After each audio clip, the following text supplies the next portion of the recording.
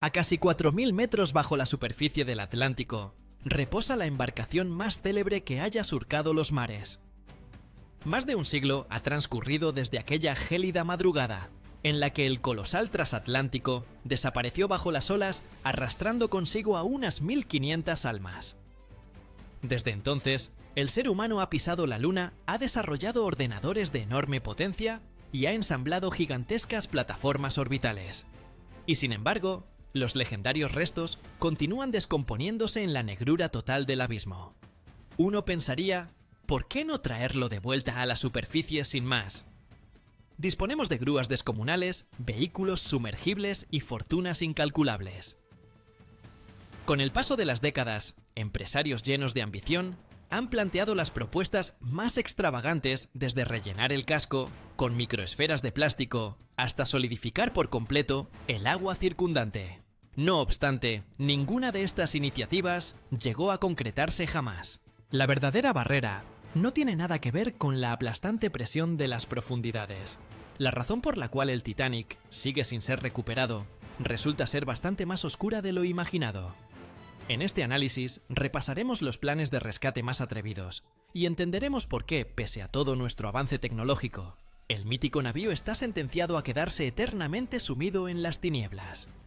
Los esfuerzos por recuperar el Titanic arrancaron apenas unas semanas después de la tragedia. En abril de 1912, las familias de los magnates que perecieron los Astor, los Guggenheim y los Widener debatían con toda seriedad la posibilidad de extraer la nave para rescatar los cuerpos de sus seres queridos. Pero no tardó en quedar patente que los medios técnicos de aquella era eran completamente insuficientes para semejante empresa. Fue entonces cuando brotaron las primeras propuestas fantásticas destinadas a no materializarse nunca. Con el tiempo, el Titanic cayó en un prolongado olvido. Su localización precisa se transformó en un misterio que ni las propias Fuerzas Armadas lograron descifrar. Fue recién en 1985 cuando la expedición liderada por Robert Ballard dio con los restos. En cooperación con la Marina estadounidense, el equipo rastreaba submarinos perdidos y las coordenadas del transatlántico servían apenas como cobertura para esa operación clasificada. En el instante en que el robot sumergible Argo sobrevoló la cubierta del buque, los científicos frente a las pantallas de control enmudecieron. Ante sus ojos aparecieron las calderas Las Portillas y aquella proa que surgió de la oscuridad oceánica como un espectro monumental. La euforia inicial del hallazgo dio paso enseguida a una realidad inquietante. El navío se había fracturado en dos mitades distanciadas entre sí por unos 600 metros rodeadas de un vasto campo de escombros. A lo largo de los años se lograron rescatar cerca de 6.000 objetos del transatlántico, desde piezas de vajilla grabadas con el emblema de la White Star Line hasta alhajas personales y trozos de porcelana. Pero el casco en sí nunca fue tocado. Numerosos estudiosos e historiadores empezaron a plantearse una pregunta incómoda. ¿Realmente deberíamos hacerlo? Porque más allá de los retos técnicos, existía un profundo conflicto moral. El Titanic constituye una tumba submarina. Cualquier manipulación descuidada equivaldría a profanar el descanso eterno de más de 1.500 personas. ¿Cómo es posible que, pudiendo llegar hasta el navío, nadie haya osado extraer siquiera un solo fragmento? Para comprenderlo, conviene hacerse una idea de lo que significan 3.800 metros de profundidad. Examinemos antes que nada por qué las soluciones más evidentes de reflotamiento resultan inviables. La propuesta más elemental consiste en inyectar aire dentro del casco. Si se sellaran todas las brechas y se desalojara el agua a la nave, conforme a los principios de la física, tendría que ascender a la superficie. Hecho, esta técnica se emplea con éxito para recuperar naves menores y submarinos, pero en el caso del Titanic, la situación cambia por completo. La primera discusión seria sobre esta alternativa tuvo lugar ya en 1914. Los ingenieros plantearon descender conductos flexibles hasta el lecho marino, anclarlos en el interior del casco e insuflar aire a presión descomunal. Sin embargo, al hacer los cálculos se demostró que, para vaciar los compartimentos a una profundidad cercana A los 4 kilómetros, habría que alcanzar una presión por encima de las 400 atmósferas. Ningún compresor existente en aquella época habría sido capaz de lograrlo. Y aún con los recursos tecnológicos actuales, la operación continúa siendo extraordinariamente difícil. Para ponerlo en perspectiva, 400 atmósferas equivalen aproximadamente a depositar un vehículo pesado de 4 toneladas sobre cada centímetro cuadrado del cuerpo humano. Cualquier conducto sumergido a semejante profundidad, sin un blindaje especial, quedaría aplastado en cuestión de segundos. La segunda alternativa pasa por izar la nave de forma mecánica mediante grúas. Durante la década de los 90, la compañía Walt Disney evaluó un proyecto basado en enormes plataformas flotantes. El plan consistía en fijar cables de acero al casco y pausadamente durante varios días elevarlo con cabrestantes operados desde la superficie. Pero aquí interviene otro adversario formidable, la masa del propio Titanic. Solo su estructura completamente vacía alcanza decenas de miles de toneladas. A ello debe añadirse la fricción del agua y el sedimento que tras décadas de acumulación ha soldado prácticamente los restos al suelo oceánico. No existe grúa alguna en el mundo capaz de elevar semejante peso desde tal profundidad sin que los cables cedan y se pierda todo control sobre la maniobra. Las grúas flotantes más poderosas del planeta tienen una capacidad máxima en torno a las 15.000 toneladas y funcionan a profundidades que no superan los 100 metros. Aquí estamos hablando de 4 kilómetros y de un tonelaje que rebasa varias veces esos límites. Hay además un tercer impedimento menos obvio, pero igual de determinante.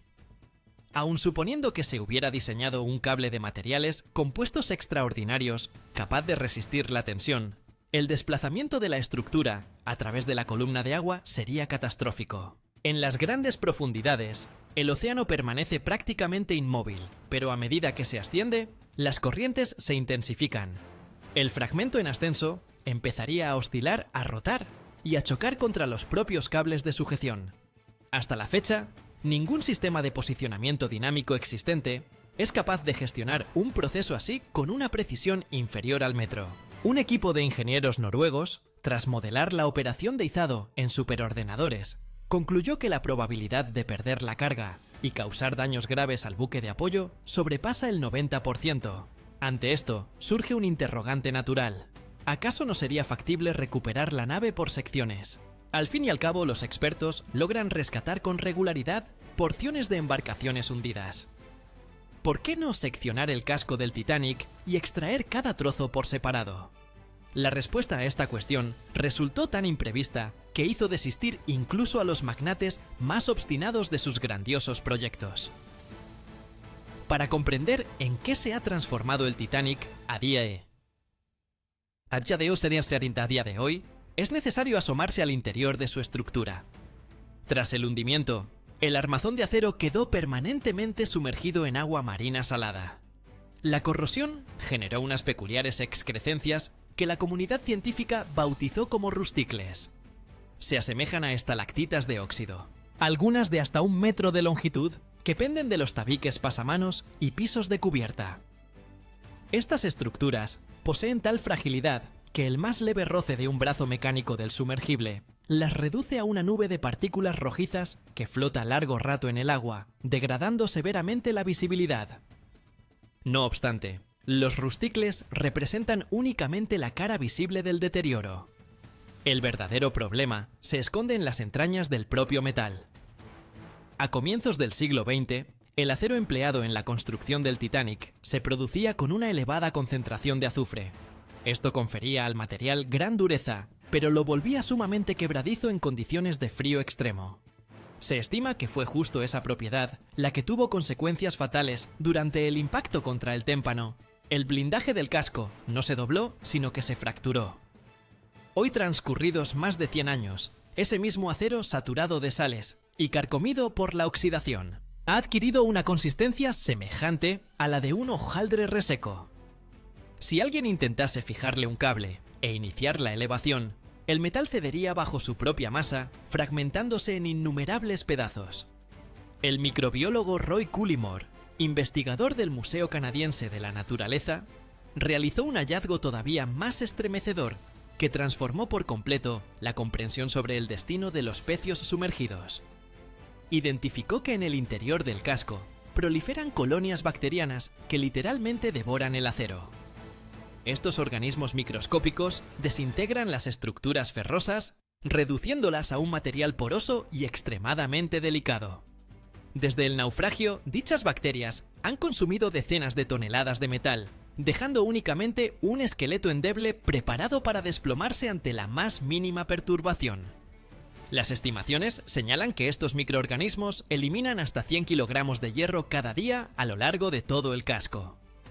En consecuencia, cualquier intento de seccionar la nave desencadenaría su desintegración absoluta. Únicamente la sección delantera del Titanic mantiene una estabilidad relativa, pero a unos 600 metros de distancia se halla la popa, y lo que ésta reveló a los científicos fue una sorpresa tan lúgubre como perturbadora. ¿Qué convirtió esa zona en un lugar al que ni los propios robots sumergibles se aventuran a acceder? ¿Y qué hallazgo imprevisto aguardaba a los investigadores que lograron asomarse a su interior por primera vez? Mientras la atención general se centra en la proa, cuya silueta aún resulta más o menos identificable. La popa del Titanic ofrece una estampa radicalmente distinta. En el momento en que el transatlántico se fracturó la sección trasera, se precipitó al abismo de forma independiente, rotando sobre sí misma y anegándose de agua. A diferencia de la proa, que descendió con cierta suavidad, la popa cayó de manera prácticamente vertical, dando tumbos y deshaciéndose a causa del violento cambio de presión. Hoy, reposa a 600 metros de la proa, y su condición puede resumirse en una única palabra: devastación. Mientras la proa todavía preserva su forma general, la popa no es más que un amasijo desordenado de hierro retorcido. Sus cubiertas quedaron comprimidas a la manera de un fuelle. Los tabiques se encuentran destrozados y grandes planchas del revestimiento asoman en ángulos completamente aberrantes. El origen de este estado de destrucción reside en la dinámica de su hundimiento. Al precipitarse hacia el fondo, las cavidades de aire atrapadas en su interior fueron implosionando sucesivamente, deformando la estructura desde adentro. La violencia de este fenómeno fue tal que ciertos pedazos terminaron esparcidos a centenares de metros del núcleo principal de escombros. Los científicos que examinaron la popa mediante vehículos sumergibles de gran profundidad coinciden en que penetrar en su interior resulta virtualmente imposible. Cada corredor y cada paso se hallan obstruidos por estructuras colapsadas. El metal en esta zona es considerablemente más quebradizo que en la proa, consecuencia de una deformación más severa y de una colonización bacteriana más intensa. Cualquier intento de recuperar un trozo de la popa provocaría que éste se deshiciera al instante entre las garras del brazo robótico. Sin embargo, quizá existiese un modo de esquivar esta dificultad. Ciertos entusiastas estaban convencidos de que el Titanic podía ser reflotado, y el procedimiento que proponían era cuanto menos singular. Cualquier apasionado por la historia del transatlántico conoce la teoría de las microesferas de plástico. El concepto parte de los trabajos del inventor danés Carl Kröger, quien en una ocasión consiguió reflotar una embarcación hundida empleando precisamente esta técnica. La idea de fondo era sencilla: introducir mediante conductos millones de diminutas esferas huecas de polipropileno en el interior del casco. Estas desalojarían el agua y, al poseer menor densidad, generarían una colosal fuerza ascendente. Sus defensores sostenían que el método bastaría para elevar incluso las secciones más voluminosas y que la inversión se recuperaría gracias a la venta de entradas y los derechos de retransmisión del evento. No obstante, la propuesta chocó con dos obstáculos insalvables. Por un lado, las esferas debían distribuirse en cada compartimento individual, tarea enormemente complicada dado el estado actual de los restos. Por otro, para que resistieran la presión del abismo, sería necesario fabricarlas con un material de resistencia extrema, cuyo precio excedería con creces el valor del propio buque. El proyecto fue catalogado como técnicamente realizable, pero carente de toda lógica económica. El ingeniero británico John Pierce ideó otra propuesta temeraria. Su plan consistía en solidificar el agua circundante al Titanic mediante nitrógeno líquido, formando un inmenso bloque de hielo. De acuerdo con sus estimaciones, dado que el hielo posee menor densidad que el agua, el bloque emergería hacia la superficie, llevando consigo la nave atrapada en su interior. Sobre el papel, el concepto resultaba atractivo, pero llevarlo a la práctica exigiría cantidades tan astronómicas de nitrógeno que la factura superaría el presupuesto entero de una nación pequeña. Y, sobre todo, el choque térmico tan violento, con toda probabilidad, habría pulverizado lo que queda de la embarcación. La fascinación por estos proyectos se disipó con rapidez, dejando como único legado frustración y la certeza de que no existen atajos para rescatar al Titanic. Pero tal vez no hiciera falta recuperar el buque completo. Quizá fuese suficiente con extraer su porción más preciada a la sección de proa, la mejor conservada que reposa aislada del resto. Fue exactamente esta premisa la que impulsó a un multimillonario a destinar una fortuna a la fabricación de un sumergible robótico especializado. Sin embargo, tras alcanzar el lugar, su sentencia fue rotunda: no regresaremos ahí. ¿Qué fue lo que presenció para que todo cambiara de forma tan radical? Víctor Vescovo es un magnate profundamente interesado en la suerte del Titanic. En 2019 lideró una expedición hacia el transatlántico, la primera misión tripulada de semejante magnitud en 14 años. Vescovo es además un explorador que ha tocado fondo en los abismos más extremos de cada océano. Ha contemplado las cimas de la fosa de las Marianas y ha sobrevolado los esqueletos de portaaviones sumergidos. Pero cuando su sumergible de aguas profundas, el Limiting Factor, diseñado para resistir presiones de 1000 atmósferas, se aproximó a la proa del transatlántico Vescovo, quedó profundamente impactado. Los robots equipados con cámaras de alta definición registraron detalles que la escasa visibilidad había ocultado hasta entonces. La proa del Titanic, considerada durante décadas como relativamente sólida, se encontraba en realidad al borde del colapso total. La icónica barandilla de la cubierta delantera, aquella que Jack y Rose inmortalizaron en la célebre escena del filme de James Cameron, se había venido abajo. El material gráfico obtenido por la expedición reveló que la antaño imponente proa se parece más a un castillo de naipes a medio derrumbar que a un navío hundido. Los científicos, tras examinar minuciosamente estas imágenes, pronunciaron un dictamen inapelable. El Titanic ya no admite rescate alguno, ni siquiera fragmentario. Cualquier intervención mecánica, por delicada que sea, está descartada.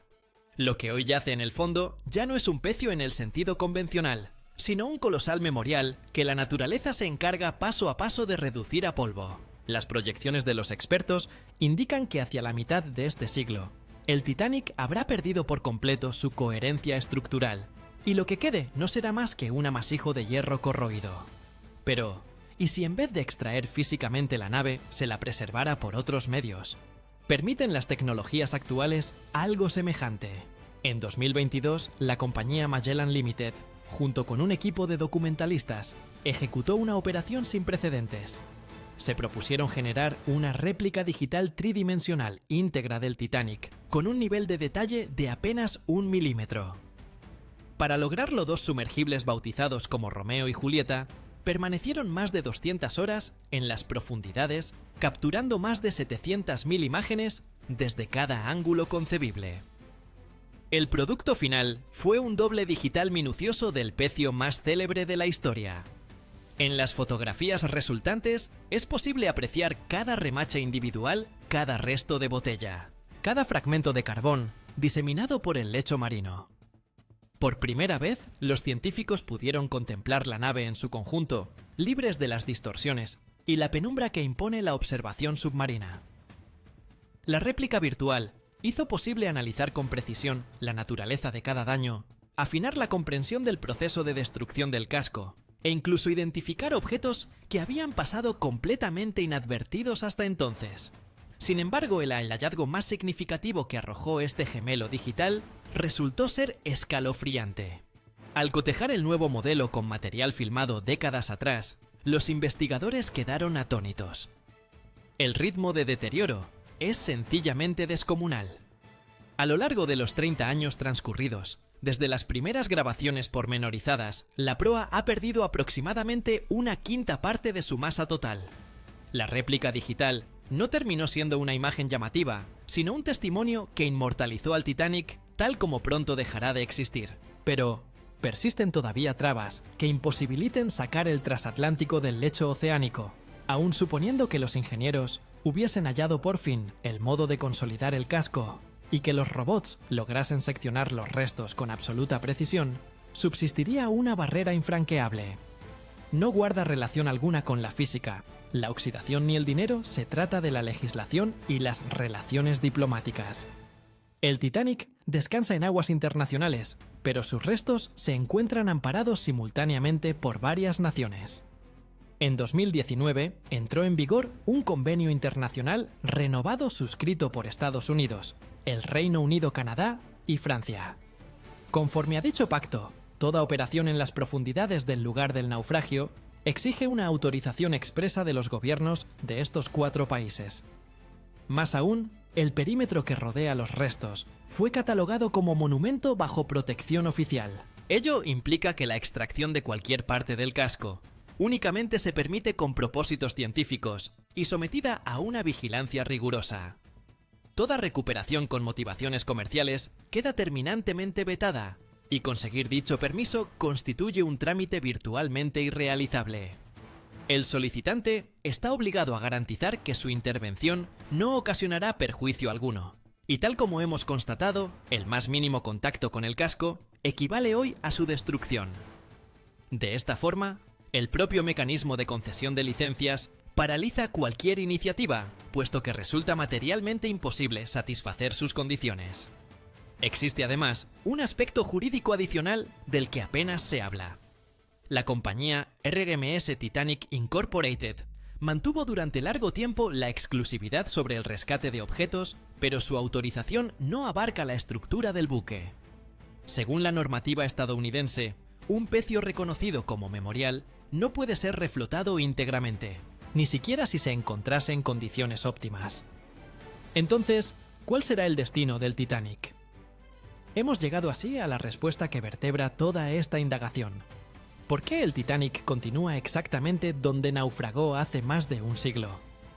La explicación no reside en la profundidad, ni en la presión, ni en los recursos económicos, ni en la moral. La explicación es que su rescate resulta sencillamente inviable. El acero ha sido consumido por las bacterias y se ha tornado quebradizo como el cartón, de modo que el Titanic seguirá reposando allí convertido en un monumento a la arrogancia humana y en una advertencia para quienes vengan después. No es posible exhibirlo en la vitrina de un museo, pero sí se le puede conceder la paz del abismo donde lenta e irreversiblemente retorna a la Tierra.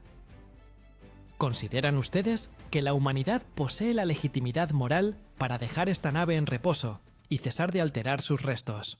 ¿O acaso tenemos la obligación de rescatar cuanto sea posible antes de que desaparezca? Compartan su opinión en los comentarios.